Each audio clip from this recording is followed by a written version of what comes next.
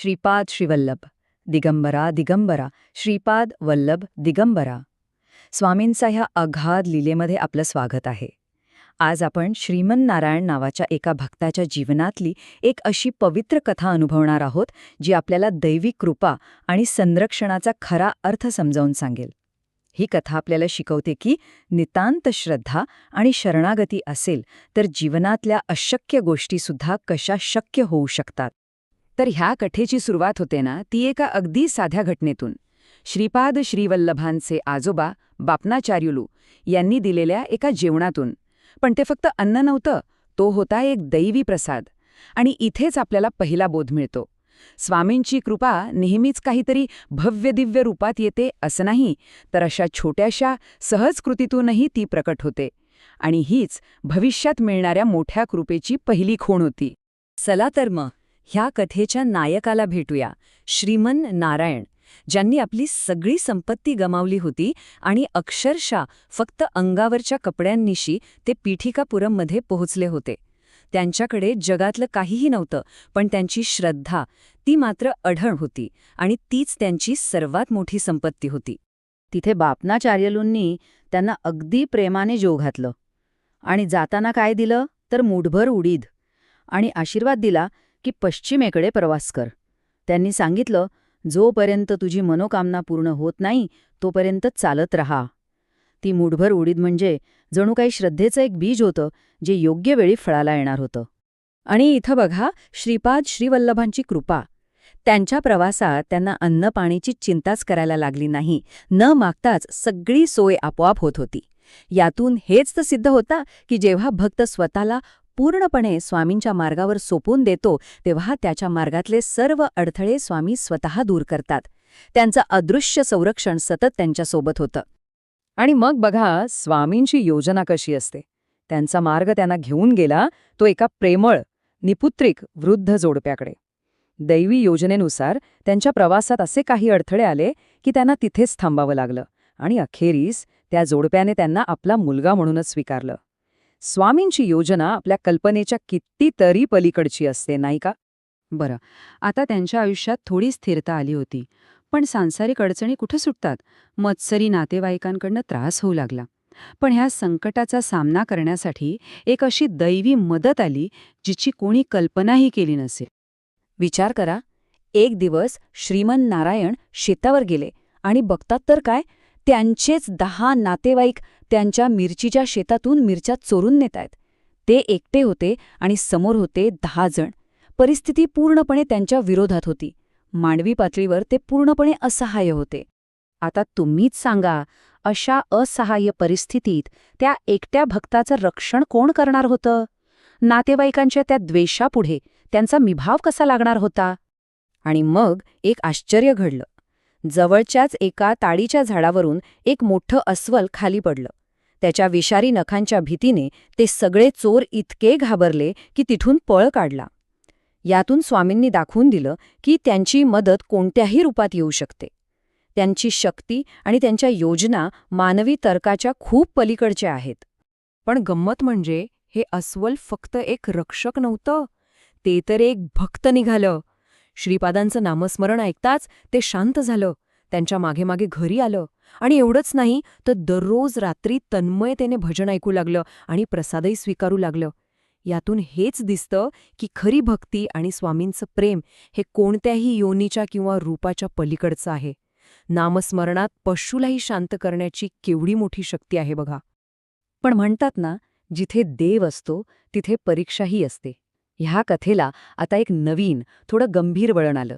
मत्सराने जळणाऱ्या त्या नातेवाईकांनी एका शक्तिशाली पण दुष्ट तांत्रिकाची मदत घेतली. हा प्रसंग म्हणजे दैवी श्रद्धेचा आणि मानवी अहंकाराचा थेट सामना होता. आता भक्तीची खरी परीक्षा होती. त्या दुष्ट तांत्रिकांनी काय केलं, आपल्या काळ्या शक्ती वापरल्या आणि त्या बिचाऱ्या भक्त अस्वलाची सगळी जीवनशक्तीच खेचून घेतली.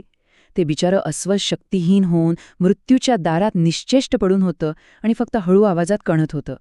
भक्ताचं दुःख म्हणजे देवाची परीक्षाच असते. आणि आता येतोय कथेचा तो परमोच्च बिंदू, जिथे भक्तीची शक्ती आणि अहंकाराची शक्ती यांची थेट टक्कर होते आणि एक दैवी हस्तक्षेप घडतो. हा क्षण होता जिथे कर्म आणि कृपा यांचे नियम एकत्र आले आणि स्वामींनी आपला न्याय प्रकट केला. सगळे भजन म्हणत होते आणि त्याच नामघोषात एक अद्भुत म्हणजे अकल्पनीय घटना घडली. श्रीपादांच्या नामघोषाने त्या मरणासन्न अवस्थेतल्या अस्वलामध्ये चेतना आली. एका दैवी शक्तीने अस्वल आणि तांत्रिक दोघांनाही व्यापलं आणि एका क्षणात अस्वलाचं रूपांतर मनुष्यात झालं, तर त्या मानवरूपी तांत्रिकाचं रूपांतर अस्वलात झालं. हा स्वामींच्या इच्छेचा आणि शक्तीचा थेट साक्षात्कार होता. आणि मग त्या मनुष्य बनलेल्या जीवाने स्वतःच्या तोंडूनच आपल्या पूर्वजन्माचं रहस्य उलगडलं. तो म्हणाला, मी मागच्या जन्मी एक क्रूर सावकार होतो. लोकांचा छळ करणं हेच माझं कर्म होतं आणि त्याच कर्माचं फळ म्हणून मला ही पशुयोनी मिळाली. पण आज केवळ श्रीपाद श्रीवल्लभांच्या कृपेने माझ्या कर्माचं क्षालन झालं आणि मला मुक्ती मिळाली. यातून दिसतं की कृपा ही कर्माच्या नियमांनाही बदलू शकते. पण स्वामींची कृपा इथेच थांबली नाही. ती आता एका नवीन रूपात प्रकट झाली. 3 पवित्र नागांच्या रूपात. एकदा जिथे स्वामींची कृपा होते तिथे त्यांचे संरक्षण कायम राहतं. हे नाग त्या घराचे आणि धर्माचे नवीन संरक्षक बनले. पुन्हा एकदा तेच मत्सरी नातेवाईक. ह्यावेळी त्यांनी एका दुसऱ्या तांत्रिकाला बोलावून नागांच्या वारुळालाच आग लावली. भक्तांनी निरापराध नागांच्या रक्षणासाठी श्रीपादांना आर्ततेने प्रार्थना केली आणि एक चमत्कार घडला. भक्ताच्या प्रार्थनेत इतकी शक्ती होती की त्या अग्नीच्या ज्वाला दुभंगल्या. त्यांनी एक थंड आणि सुरक्षित मार्ग तयार केला आणि ते 3ही दिव्य नाग त्या अग्नीतून सुरक्षितपणे बाहेर आले.